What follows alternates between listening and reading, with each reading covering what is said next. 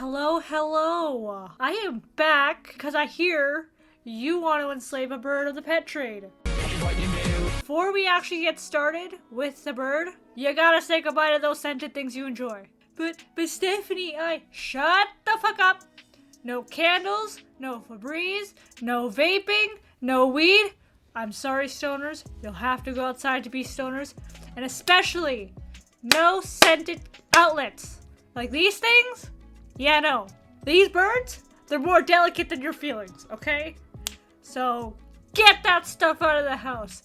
Get them out of here. I go as far as to get unscented laundry detergent just because Finn, whenever she's like in my shirt, she likes to chew on my shirts. So, I just want to be extra safe. And for cleaning, I know you guys like your scented stuff. I like this. Like Pine Sol, I don't think you're allowed to use Pine Sol. Some people do, like I don't know. So I'm a little foggy on that. But what I do for cleaning is I use water, vinegar, and baking soda. That's all I use. There's nothing really scented. Oh, you can't use essential oils.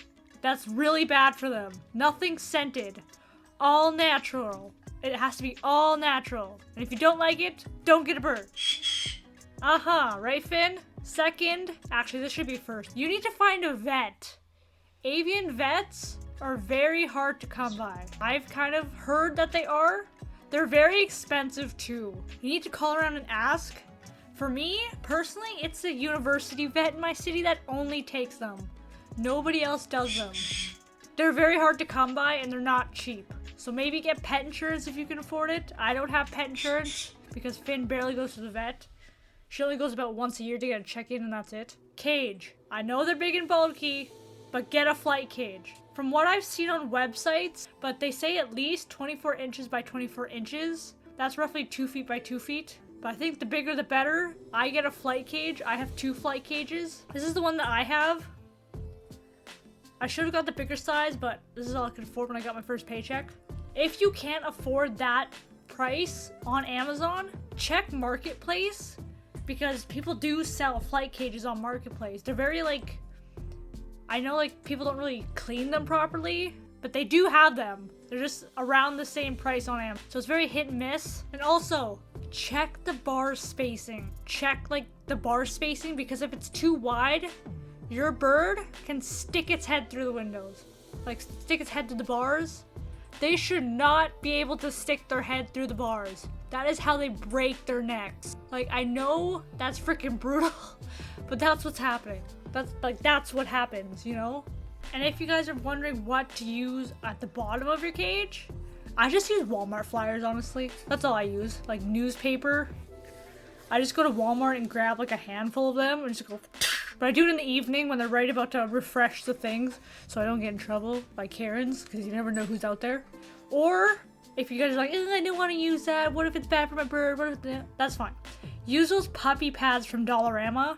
You can use those too because that way you can kind of check out their droppings to see if it's good or not.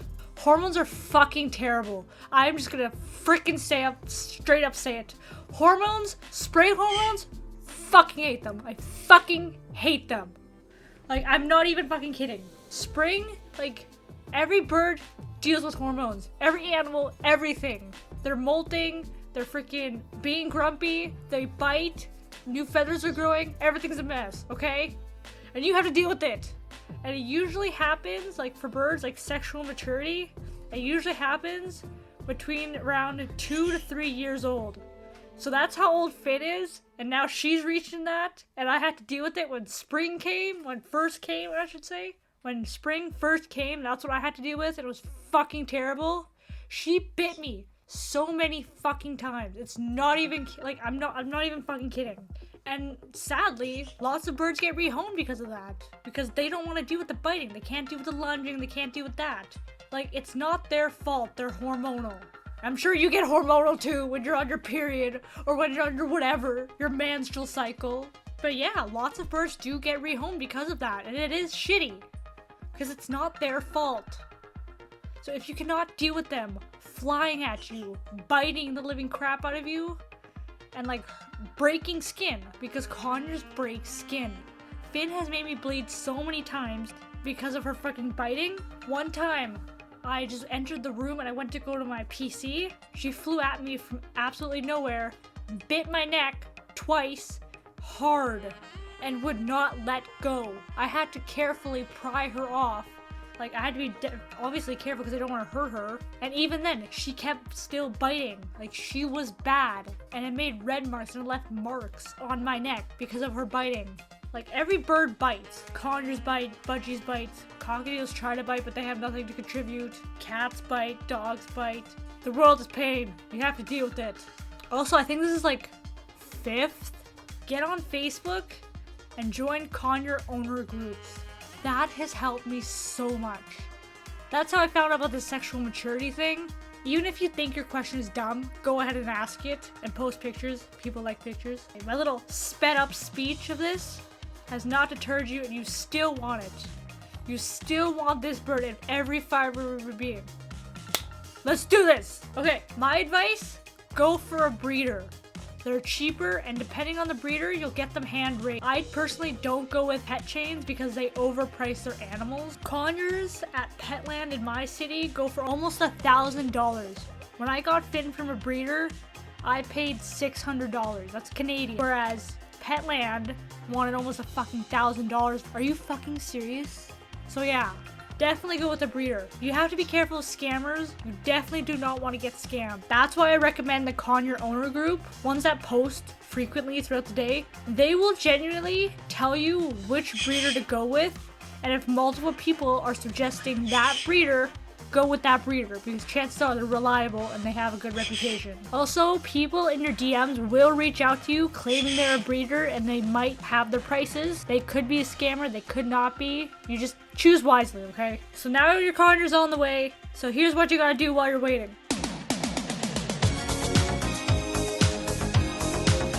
Get some bird toys. I go to PetSmart because they're cheaper than Petland. And for food, I only go to Petland bulk section. I get this one in the bulk section. It's like $1.70 something.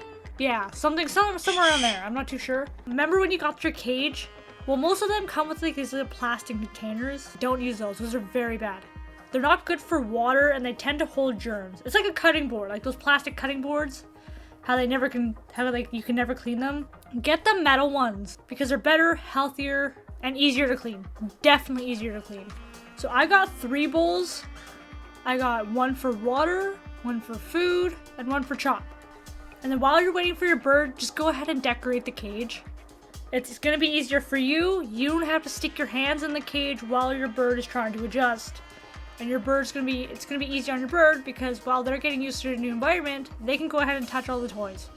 Okay, here's a list of food you can feed them because birds cannot live off of pellets alone. Don't be stupid.